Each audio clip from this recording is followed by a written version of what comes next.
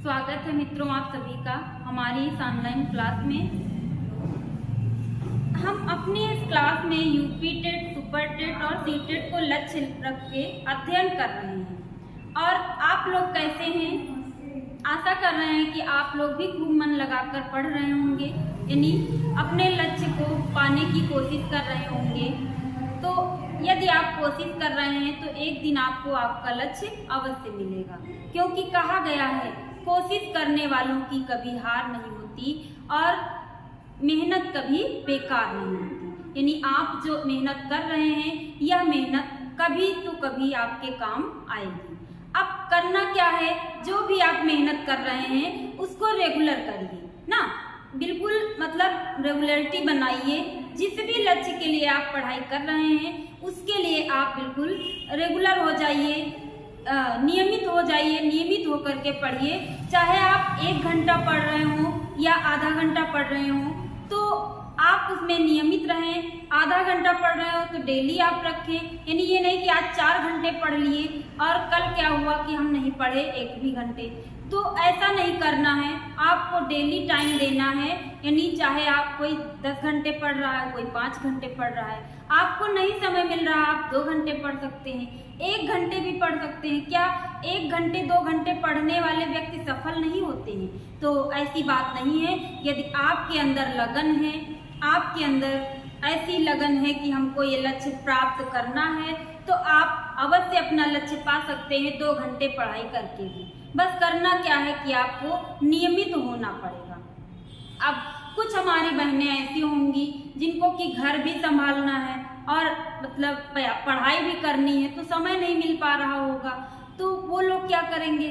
वो लोग अपने लिए टाइम निकालें, क्योंकि यदि आप पूरा दिन भर अपने दूसरों के लिए टाइम निकाल रहे हैं तो खुद के लिए भी तो टाइम निकालें।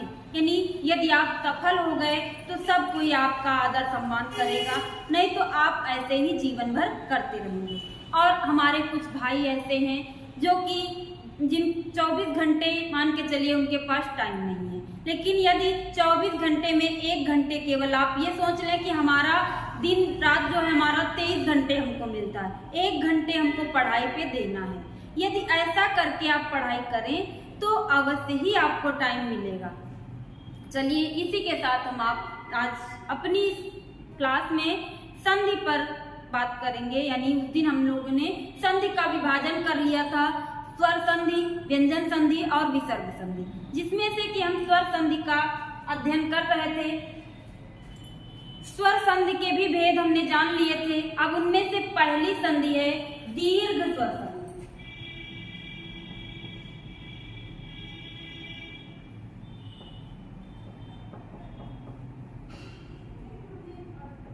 दीर्घ स्वर संधि का सूत्र क्या है?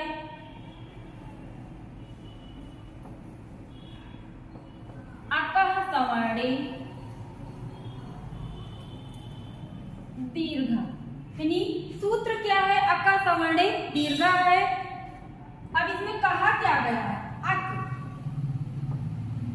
के बाद सवर्ण आने पर दीर्घ हो जाएगा। यानी अक का मतलब क्या है? हम लोग जब प्रत्याहार पढ़ रहे थे तो वहां पे अक हम पढ़े थे। अक एक प्रत्याहार था जिसमें कि आपके मूल स्वर आते थे, यानी आ, ई, उ, री और ली। आ, ई, उ, री और ली। इनके बाद सवर्ण यानी समान वर्ण, इन्हीं के समान वर्ण आने पर क्या हो जाएगा? वो अपने का दीर्घ हो जाएगा, यानी बड़ा वाला हो जाएगा। जैसे आ के बाद आ रहा है, आ का समान वर्ण होता है तो वो दीर्घ हो जाएगा। अच्छा, हमने सवर्ण संज्ञा भी पढ़ी थी, तो सवर्ण संज्ञा में हमने क्या पढ़ा था? तुल्यास्य प्रयत्नम सवर्णम, यानी जिन वर्णों का उच्चारण स्थान और आभ्यंतर प्रयत्न समान हो उन वर्णों की सवर्ण संज्ञा होती है। तो हम देख लेते हैं, आ या तो आ का सवर्णी होगा या फिर आ का सवर्णी होगा, यानी ये जो आ है या तो स्वयं का सवर्णी होगा या तो फिर अपने से दीर्घ वाले का सवर्णी होगा। इसी तरह ई है, इसी तरह ओ है। यानी सवर्णी क्या है कि जिनका उच्चारण स्थान और आभ्यंतर प्रयत्न समान हो। तो हम संधि के नियम में यहाँ ऐसे समझ सकते हैं कि आ के बाद आ आए तो मिल करके दीर्घ आ हो जाते हैं। अब मान लो इधर ह्रस्व आ है, इधर दीर्घ आ है, मिल करके दीर्घ आ हो जाएंगे। इधर मान लो दीर्घ आ है, इधर ह्रस्व आ है, तो भी मिल करके दीर्घ आ हो जाएंगे। यदि दोनों तरफ दीर्घ आ है तो मिल करके दीर्घ आ। ये 4 कंडीशन बनेगी, या तो दोनों तरफ ह्रस्व होगा, या तो दोनों तरफ दीर्घ होगा, या फिर एक तरफ दीर्घ होगा, एक तरफ ह्रस्व होगा। तो इस तरीके से इसी तरह ई में हो जाएगा और इसी तरह ऊ में हो जाएगा। यानी ई बराबर दीर्घ ई के साथ दीर्घ ई मिले तो भी दीर्घ ई के साथ ह्रस्व ई मिले तो भी दीर्घ ई, और दीर्घ ई के साथ दीर्घ ई मिले तो भी दीर्घ ई। इसी तरह ऊ को आप देख सकते हैं, ऊ के साथ ऊ का मेल हो तो दीर्घ ऊ, ह्रस्व ऊ के साथ दीर्घ ऊ का मेल हो तो भी दीर्घ ऊ। इधर दीर्घ ऊ हो, इधर ह्रस्व ऊ हो, तब भी मिलकर के दीर्घ ऊ हो जाएंगे। दोनों तरफ दीर्घ ऊ हो तब भी मिलकर के दीर्घ ऊ हो जाएंगे। अब री भी दीर्घ हो जाता है, यानी री के साथ री का मेल हो तो भी दीर्घ री हो जाएगा। यानी इधर अगर जो ह्रस्व री है, इधर दीर्घ री है, तो भी मिलकर के दीर्घ री आपका हो जाएगा। इधर मान लो दीर्घ री है, इधर ह्रस्व री है, तो भी मिलकर के दीर्घ री होगा। और मान लो दोनों तरफ दीर्घ री है और इधर भी दीर्घ री है, तो मिल करके दीर्घ री होगा। ये आपकी ये कंडीशन बनती है। अब री वाला देख लेते हैं, तो री का क्या होगा? री जो है, री के साथ री का मेल हो, यानी री के साथ री का मेल हो तो क्या होगा? क्योंकि इसका तो दीर्घ होता नहीं है। तो हमने पढ़ा था, जब हम सवर्ण पढ़ रहे थे वहां पे हमने पढ़ा था कि री वर्णयोः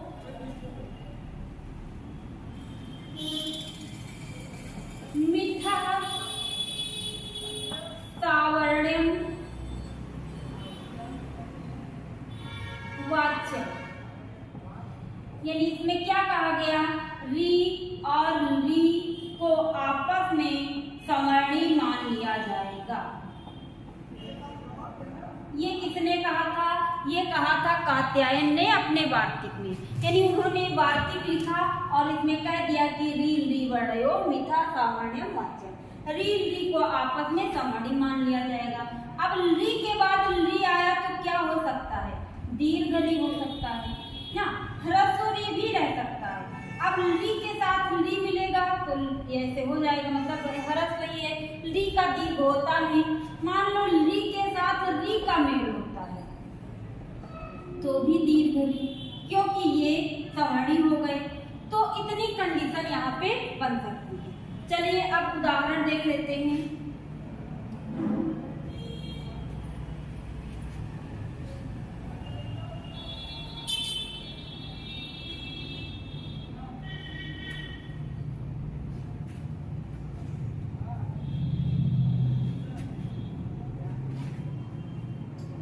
राम धन अवतार।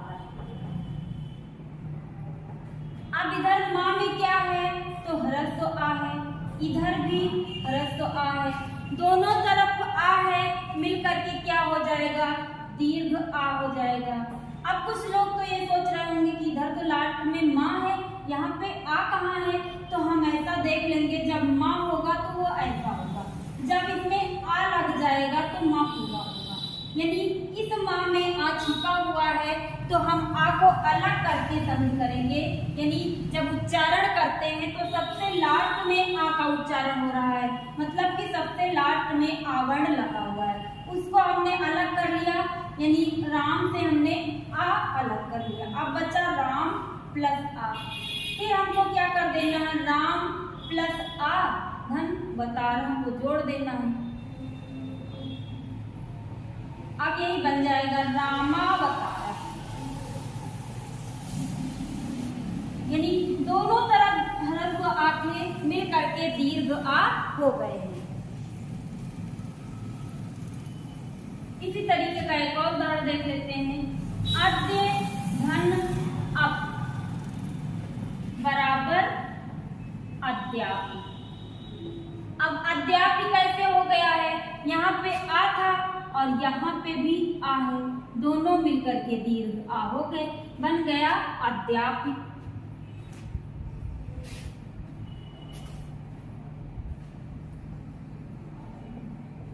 हिम धन आलय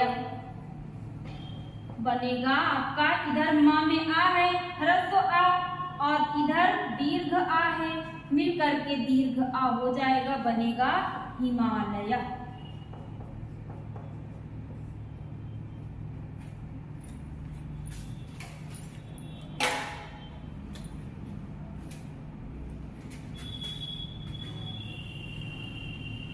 विद्या धन अभ्यास।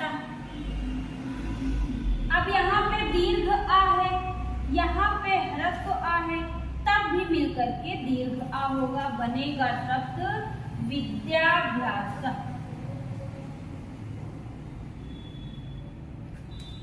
फिर हम अगला और उदाहरण देख लेते हैं। महाधन आश्रय। अब यहाँ पे दीर्घ आ है और यहाँ पे भी दीर्घ आ है, मिल करके दीर्घ आ हो गए, बन जाएगा शब्द महाशय।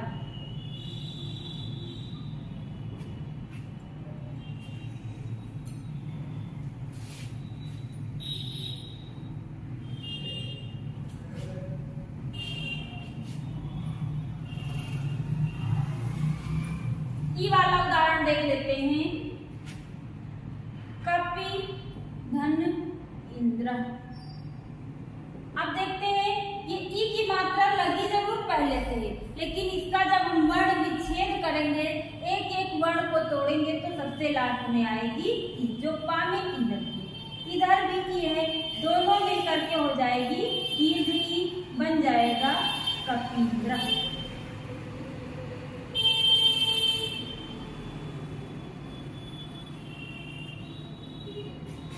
अगला देख लेते हैं। मुनि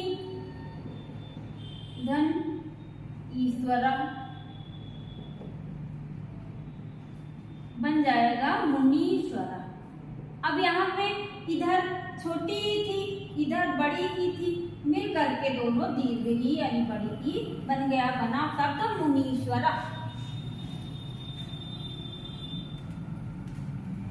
इसी तरह परिधन इच्छा बराबर परीक्षा, यानी इसका साइन विच्छेद क्या होगा, तो आप कर सकते हैं परिधन इच्छा बनेगा परीक्षा का। तो देखिए, जोड़ना आसान होता है, तोड़ना मुश्किल होता है, यानी संधि के नियम में। संधि के नियम में जोड़ना आपको आसान लगेगा, तोड़ना कठिन लगेगा, क्योंकि जब तोड़ेंगे तो शब्द भी सार्थक होना चाहिए, यानी जब हम दो शब्द अलग अलग खंड करेंगे तो दोनों शब्द का कोई ना कोई अर्थ निकलना चाहिए, ये भी ध्यान देना होता है। अगला देख लेंगे। भानु धन उदय बराबर भानुदय, यानी अब इधर छोटा उ था, इधर भी छोटा उ है, मिल करके बड़ा उ यानी दीर्घ उ हो गया, बना शब्द भानुदय। वधू धन उत्सव। अब इधर बड़ा उ है यानी दीर्घ उ है, इधर ह्रस्व उ है, मिल करके दीर्घ उ होगा, बनेगा शब्द वधूसव।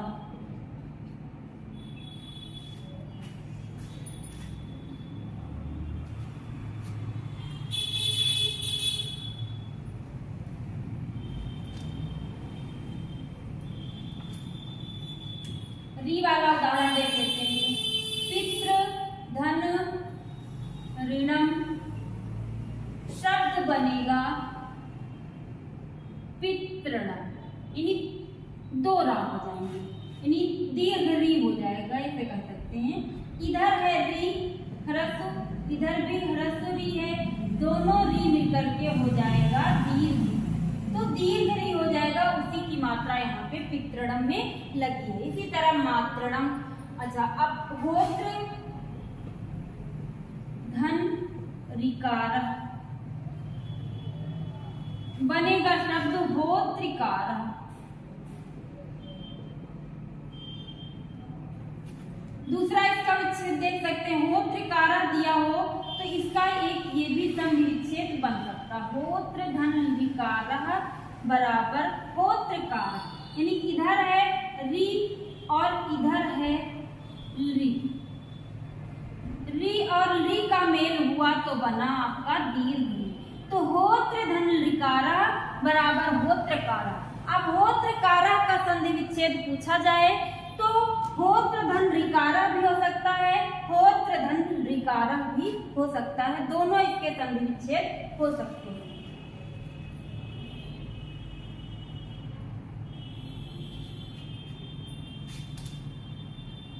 चलिए कुछ उदाहरण लिख लेते हैं जिनका संधि विच्छेद आप लोग करें। विद्याभ्यास,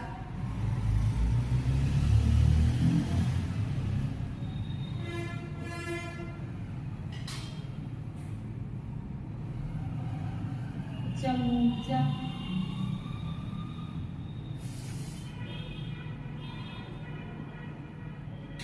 ऊर्ध्व,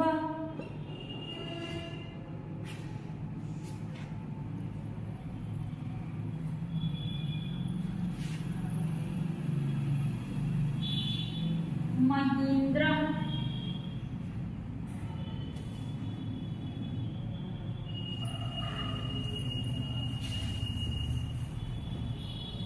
सूक्ति,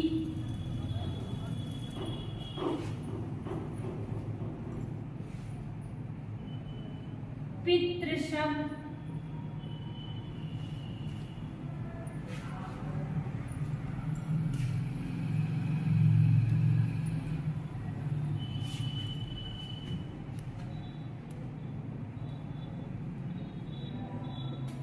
भानुदया,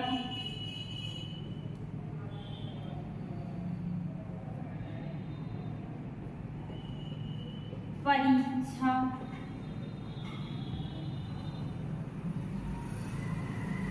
कपीश, कपीशा। तो इन जो है शब्दों का आप लोग संधि विच्छेद करेंगे। चलिए आज की क्लास में हम लोगों ने अध्ययन किया दीर्घ स्वर संधि का। अगली क्लास में हम लोग इसके आगे की संधि यानी गुण स्वर संधि का अध्ययन करेंगे। धन्यवाद।